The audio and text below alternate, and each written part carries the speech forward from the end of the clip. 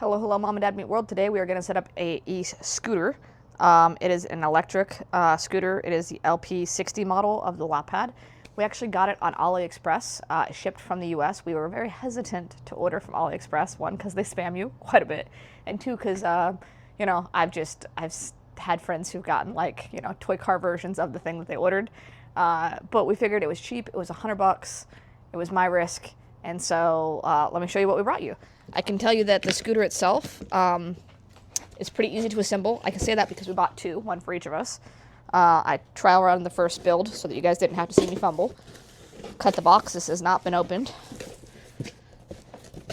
And I will tell you that it is a one-person assembly. You can either set it down or stand it up. It's not that heavy. It's 26 pounds. So, show you what that looks like. There's a kickstand on this. I'm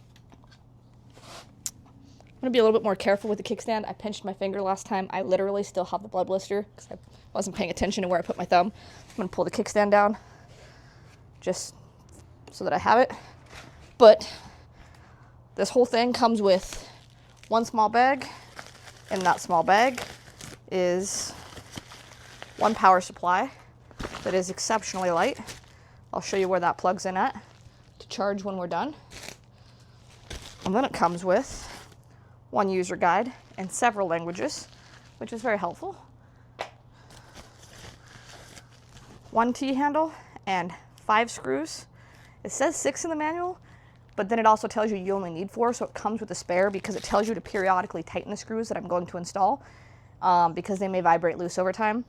I did notice that they have blue thread locker on them, which means that should prevent the backing out, but it's pretty cool that they use a T-handle for their screws and not a Phillips.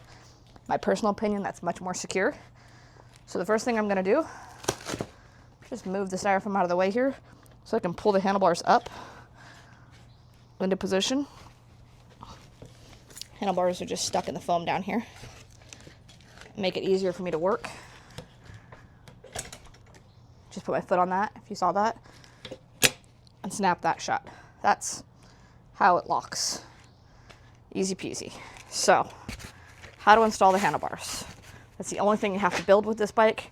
Took me 10 minutes, and that was with reading the manual, so it should take you about the same time if you have to do any of what I'm gonna do. So you wanna make sure your cables are untwisted, front to back, all that good stuff. And you wanna make sure this goes down and in there. Now this didn't wanna go down in there for me on the other one either.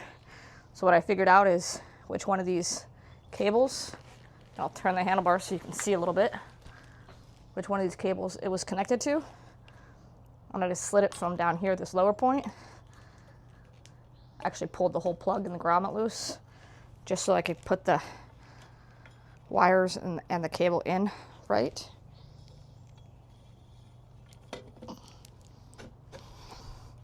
Because these 4 pieces right here, 1, 2, 3, 4 on the back, are the only thing you have to do to build this bike.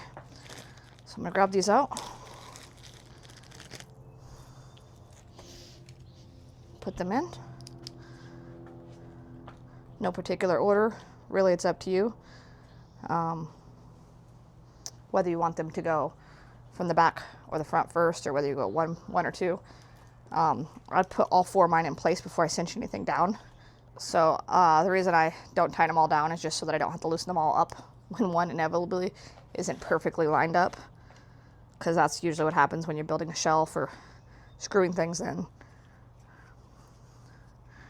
I noticed on this one also, some of these rubber grommets aren't seated all the way, so I'll go back through and make sure they're all seated. But there's just these 4 screws right here to hold the handlebars, the power piece, to this whole pole. And then I'm going to remove the foam, turn it on, and show you that it works. I usually go get my own T-handle out if I have a lot of this type of work to do, or sometimes I cheat and grab my drill and put it on its lowest torque setting. So having them provide me with the right tool and the toolkit was very, very nice. All right, so I've got all 4 built. I'm gonna set that aside. I'm gonna set my spare screw back in the baggie. I haven't decided where I'm gonna keep my spare screws yet. You should have a bin for spare screws. But I'm gonna get this rubber grommet right here for the brake in the hole. It's like your waterproof rubber grommet right there.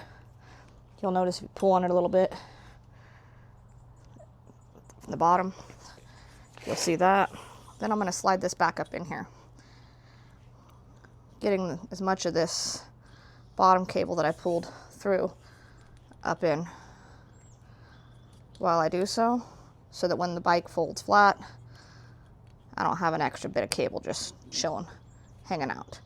But it was much easier for me to do this from the bottom than it was for me to do this from the top.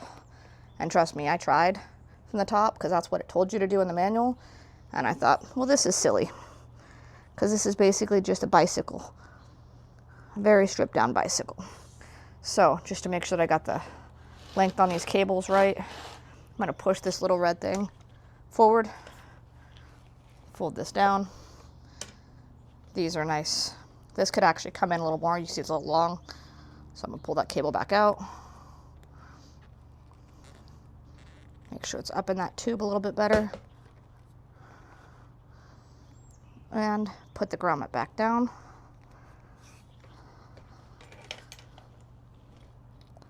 Make sure the grommet sits all the way around, which is nice and easy. The cables feel good. Lock that in, snap that shut. I'm going to take this, lift it up, slide the wheel out because it's already assembled. No assembly necessary in the front.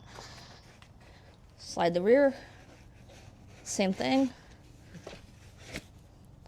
No assembly necessary. Now the scooter is fully built. So a couple things to know. Your power button's right here on top. You have a headlight right here with some little plastic on it. You have a tail light on the fender. Yes, that's not an actual light, not just a reflector, with some little plastic on it. To turn your scooter on, press and hold the power for about 2 seconds. It comes on.